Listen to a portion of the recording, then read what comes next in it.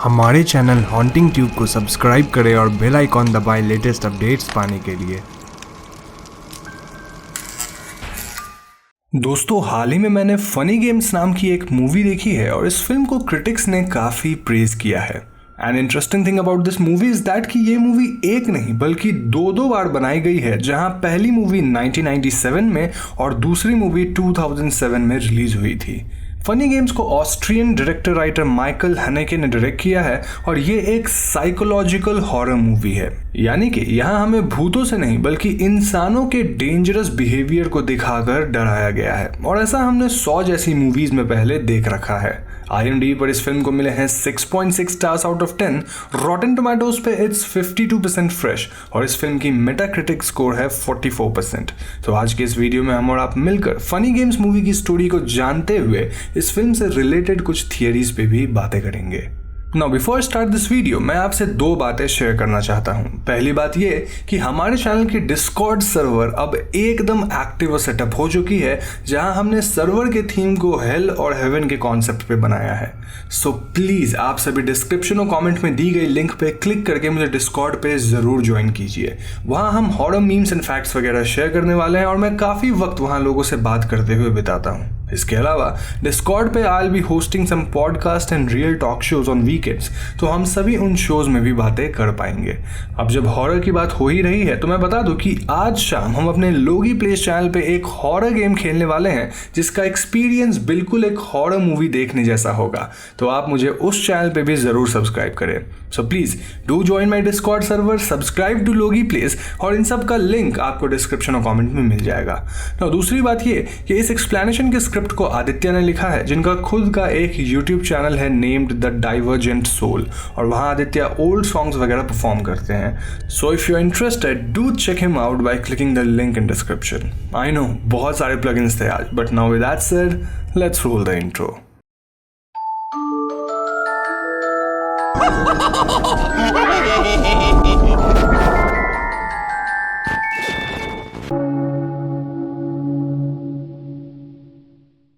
तो दोस्तों, फिल्म की शुरुआत में हमारा इंट्रोडक्शन मूवी के मेन कैरेक्टर से हो जाता है, जिनका नाम एन और जॉर्ज है, और ये दोनों एक मिडिल एज्ड कपल हैं।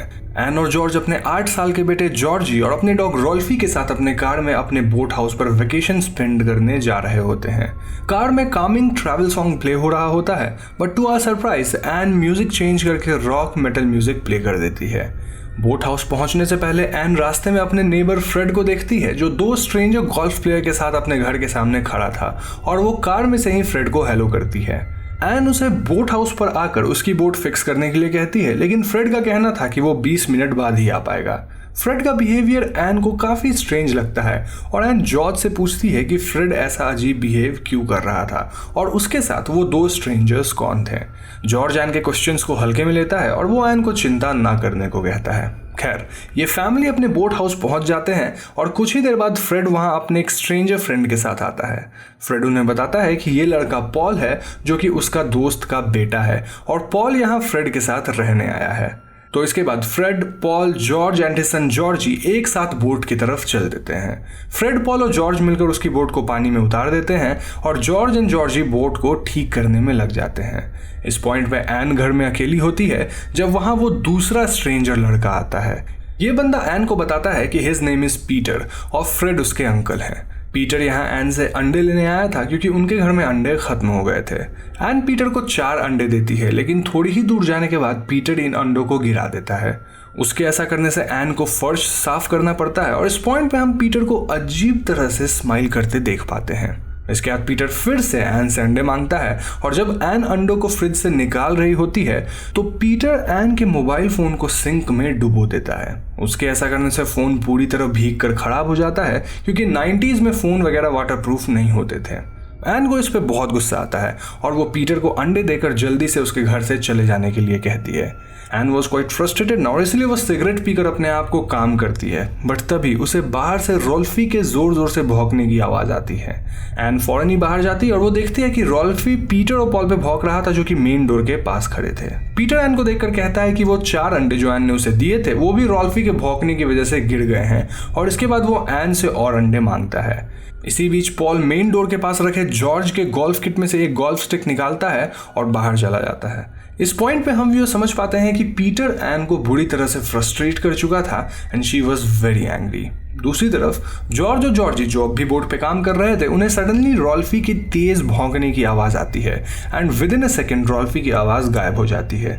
ये सब सुनकर जॉर्ज और जॉर्जी जल्दी से अपने घर की तरफ चल देते हैं। घर पे Ann was losing her temper और वो पीटर और पॉल को घर से निकलने के लिए कहती है, लेकिन पीटर और पॉल जाने को तैयार नहीं हो रहे थे।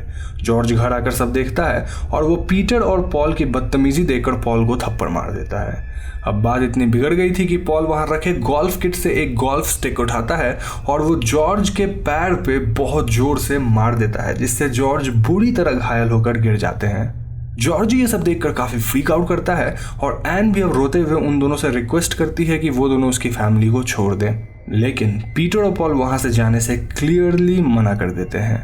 एन उनसे पूछती है कि उनका डॉग कहाँ है और इस पर पॉल स्माइल्स और वो एन को उसे कार के पास ढूंढने के लिए सजेस्ट करता है। सो इन अ वे पॉल इनडायरेक्टली ये बता रहा था कि उन्होंने रॉल्फी को मार डाला है। अब दोस्तों यहाँ एक स्ट्रेंज बात ये थी कि पॉल कैमरे की तरफ देखता है एज इफ वो सीधा हमसे यानी ऑडियंस से बात कर रहा हो। खैर एन बाहर जाती है और उसे वहां रॉल्फी की डेड बॉडी मिलती है। कुछ देर बाद एन और जॉर्ज के दूसरे नेबर वहां बोट से आते हैं जो कि पास में ही वेकेशंस पे आए थे और वो लोग यहाँ जॉर्ज की फैमिली से मिलने आए थे। पॉल और पीटर एन और जॉर्ज को धमकी देते हैं कि अगर वो अपने नेबर्स को कुछ भी बताने की कोशिश करेंगे तो वो उन्हें भी मार डालेंगे। इस धमकी की वजह से एन को पीटर एंड पॉल को अपने किसी रिलेटिव के बेटों की तरह इंट्रोड्यूस करना पड़ता है और थोड़ी ही देर में नेबर्स वहां से चले जाते हैं। रात को सभी लोग घर के लिविंग रूम में बैठे होते हैं और पॉल इस फैमिली से एक गेम खेलने के लिए कहता है। पॉल उनसे बेट लगाने को कहता है कि वो लोग कल सुबह 9 बजे से पहले तक मर जाएंगे और ऐसा कहते ही once again Paul direct screen की तरफ देखकर हम ऑडियंस से पूछता है कि व्हाट आर आवर व्यूज, हमें क्या लगता है कि क्या होगा। पॉल हमसे पूछता है कि हम किसके साइड है, इस फैमिली के साइड या फिर उसके साइड। ना जॉर्ज उनसे कहता है कि वो उन्हें ढेर सारे पैसे दे सकता है, बस वो उसकी फैमिली को छोड़ दे, लेकिन पॉल मना कर देता है। जॉर्ज पूछता है कि आखिर वो ऐसा क्यों कर रहे हैं और इस पे पॉल का रिप्लाई था entertainment.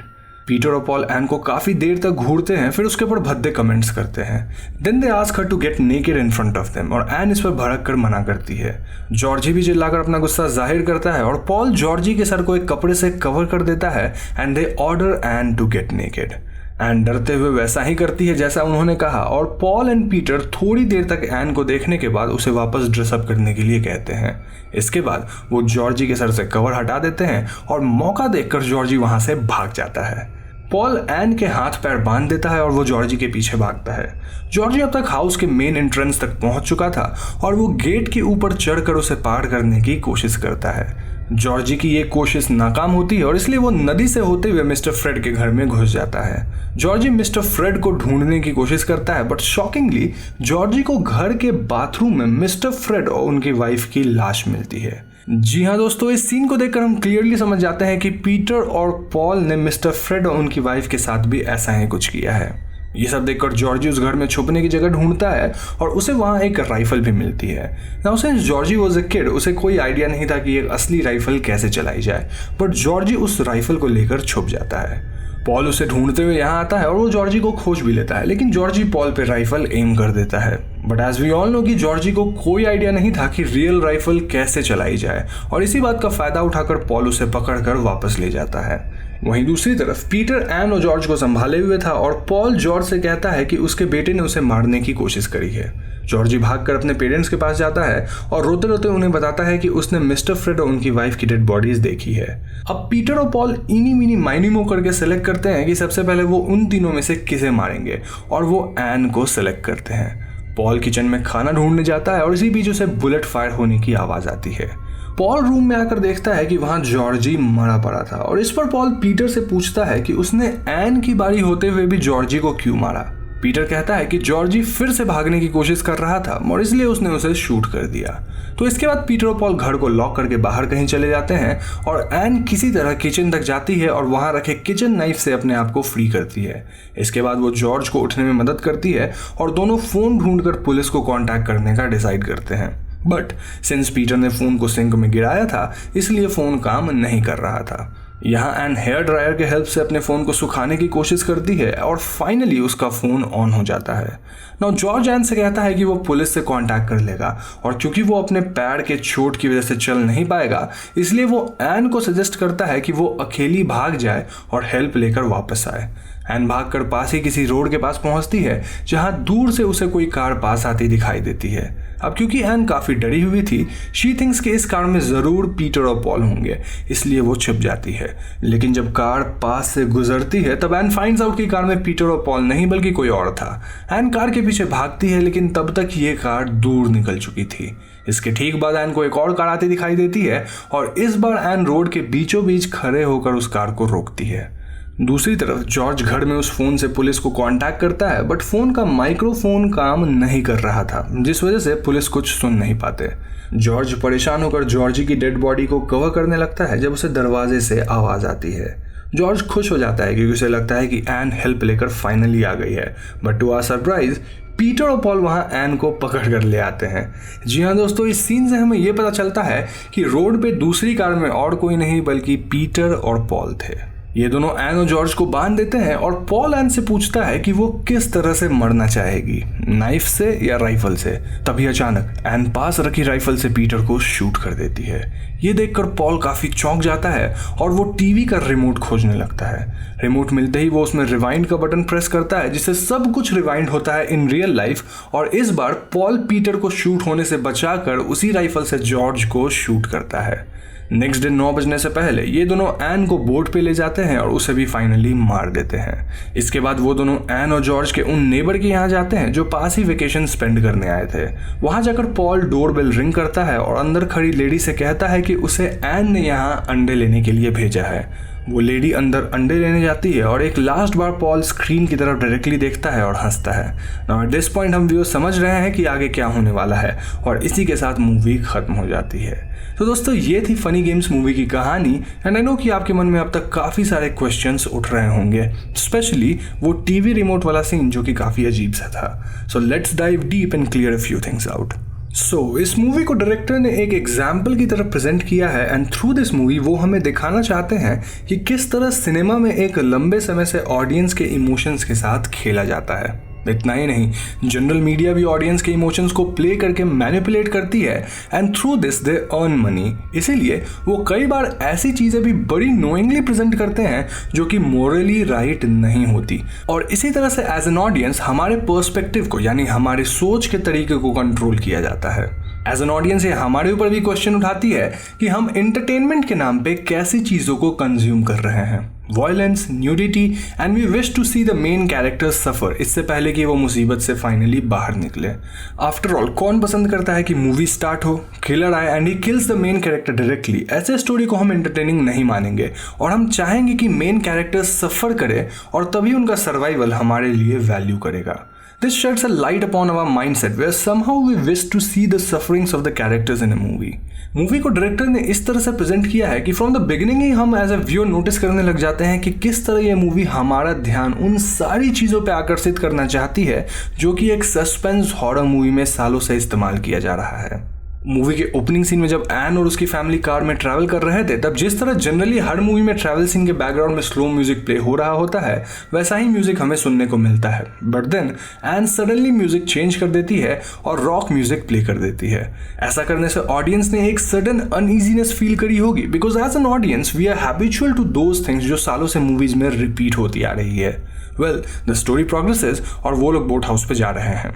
Again, this is quite similar in most of the suspense horror movies जहाँ एक फैमिली और एक ग्रुप ऑफ फ्रेंड्स बाहर किसी वेकेशंस पे जाते हैं और वहाँ उनके साथ कुछ बुरा होता है। बात करें पॉल और पीटर की, तो शायद आपने नोटिस किया होगा कि इनके नाम एकदम राइमिंग टाइप है। आई मीन ये नेम्स एक दूसरे में फिट बैठते हैं, just like we are habitual to listen the names of siblings in a movie. For example, Jake and John, Sam and Samantha, Hansel and Gretel, Annie and Haley etcetera.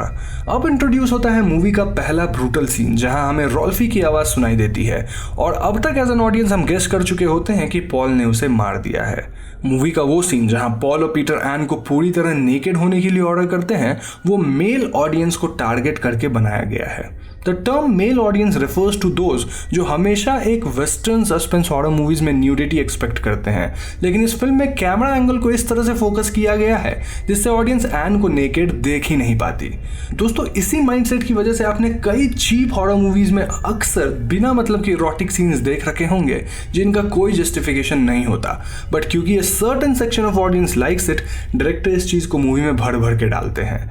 तो funny games में director ने ऐसे audience को point out करते हुए उन्हें kind of tease किया है। now बात करते हैं उस सीन की जब दूसरी बार पॉल डायरेक्टली स्क्रीन की तरफ देखता है और हमसे एज एन ऑडियंस पूछता है कि हम किसकी साइड हैं। तब it was quite obvious for us to take the side of Ann, but actually he questions our mindset for the movie कि क्या हम एन और उसकी फैमिली को सफर करते हुए देखना चाहते हैं, यानी कि अगर उसी सीन में मूवी को खत्म कर दिया जाता जहां एन बिना स्ट्रगल के किसी तरह बच जाती तो क्या आपको ये मूवी पसंद आती?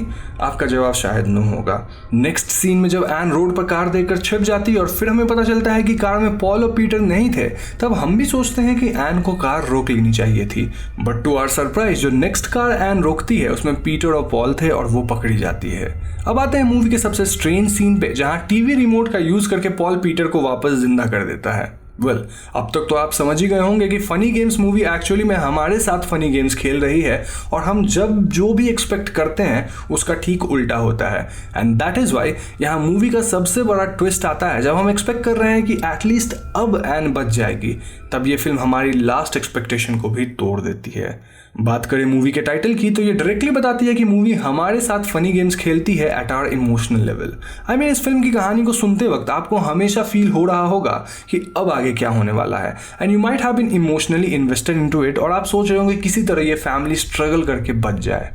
इसके साथ ये फिल्म उस बड़े पोर्शन ऑफ मीडिया को भी पॉइंट आउट करती है जो इन अ वे मार्केटिंग टैक्टिक्स के साथ हमारे इमोशंस के साथ फनी गेम्स खेलते हैं। अब मीडिया का हमारी जिंदगी पे क्या प्रभाव है इसका उदाहरण मैं क्या ही दूं, क्योंकि हम सब जानते हैं कि आजकल इंटरनेट पे इन जनरल लोगों का क्या टेम्परामेंट है।